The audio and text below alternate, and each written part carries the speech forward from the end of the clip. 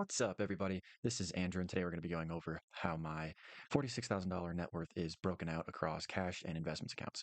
So, first off, if you didn't see the intro video, my plan over the next couple of years is to just be as consistent as possible, and that means maxing out my Roth IRA every single year, purchasing solid stocks, ETFs, mainly index funds like VOO or SCHD to get some dividends, and just keep dollar cost averaging whether the market is going up or going down, and just plan to never sell until we get to retirement, or if there's a better opportunity, we can rebalance at that point. Each month, I'm hoping to put at least $800 into my Roth or a taxable account, $2,500 into a high yield savings account as I'm working on building up a down payment for a house, and then an additional $150 into a quote unquote kids college fund, which is just more of a small account challenge, and that should come up to $3,450.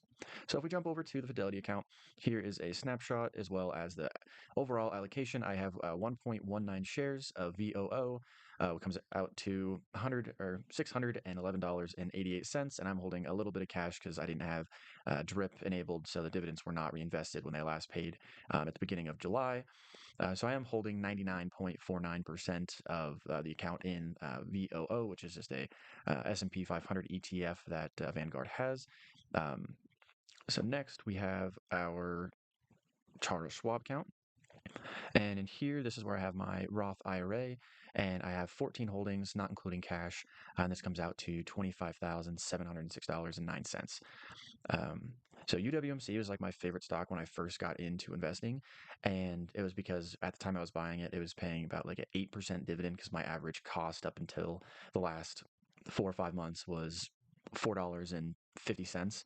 So now that it's up to $6 or $7, it's down to right around 5%. So I am getting 10 cents a share each quarter. So I'll get about $73 when they pay their dividend out here in the next week. But it is a little bit high of the stock weight of the portfolio, 19% on a single stock that is not ideal. So that will hopefully even itself out over time. Just keep letting the dividends reinvest, but I probably won't be buying too many more shares of UWMC here in the future. Next, we have AMD. Everybody loves AMD. It's a great tech stock. The tech sector is going crazy.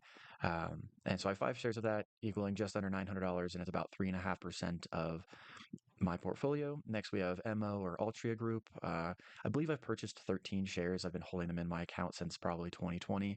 And just through the dividends being reinvested, I've gotten an extra 1.166 shares, and that makes up about 2.54% of the portfolio. So Airbnb, XOM, Walmart, KO, Huma, and SNTX. Those were just kind of bought when I had extra cash. I bought them in 2021 and 2022. Airbnb has been a roller coaster. I bought it when it was like $155 a share. I wrote it up, I wrote it down, and now we're just about break even. XOM, I'm up 40%. Walmart, I'm up 30%. Coca-Cola, I'm up 10%. Huma, I saw that some politicians were purchasing this with some of the efforts that Huma, with their technology being used over in Ukraine, and I had about $25 invested, so I'm up a little bit there. WSR, I sold out of it, and then their dividend payment came out after I'd already sold all of it, and Charles Schwab just didn't let me sell it. So obviously my largest holding is going to be VOO. VOO is just super solid. It's a low cost index of the S&P 500, and it's 50.62% of my Roth IRA, and of my total investments, I believe it's 57% as of right now. And I have the dividends reinvesting there. So my last dividend payment from them was about $30.80. Next, we have VDE, another Vanguard fund, and it makes up about 11% of my total portfolio. VTI, the Vanguard Total Market Index, a little over 6 shares, making up 6.5% of the portfolio. I'm trying to stay as invested as possible as I'm dollar cost averaging into all of my positions. So you can see I'm only holding about 1% cash, and I will probably begin opening my first position on SCHD, Charles Schwab dividend yield stock, just to have a more consistent, less volatile dividend payment coming in. Like I said, UWMC pays dividends. I love it, but it's probably a little bit too volatile for my taste, especially going into the future, as that is my retirement account. Next, we have my rollover IRA. This was just a IRA that I had from one of my past employers, and I just rolled it over to my Charles Schwab account so that way I could invest in what I wanted to rather than their super high cost ETFs. So again, you see UWMC. I really like this stock. I had 15 shares. It's only about 5% of these holdings. Again, I had some extra cash in here, so I bought some more HUMA, and then the remainder is invested in VOO, which is another 4 shares, making up 94% of the portfolio. And finally, we have my personal taxable account here, and I have 1 share of AMD, which is 5% of the account. I have 15, almost 16 shares of UWMC, once again making an appearance, and that makes up about 3%. And then we have VOO, yet again, making up 91.17% of the account, bringing that total to just under 3,400. And between all of the accounts, that's $31,246.53. So that is all for my investments as of right now. And then I do have a pretty heavy cash position. I'm a little over 30%.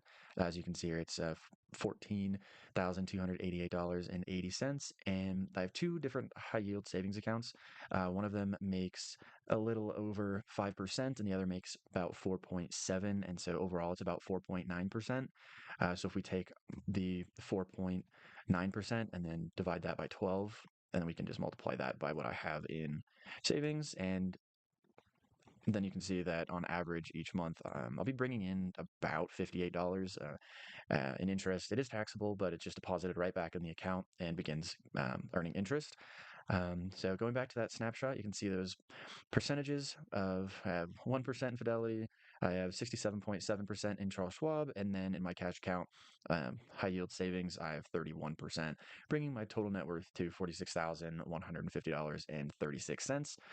Um, and the only way to get that to keep growing is just keep on sticking to those investment goals, putting $800 a month into Roth and the taxable account. Combined, you only can put $7,000 into the Roth IRA.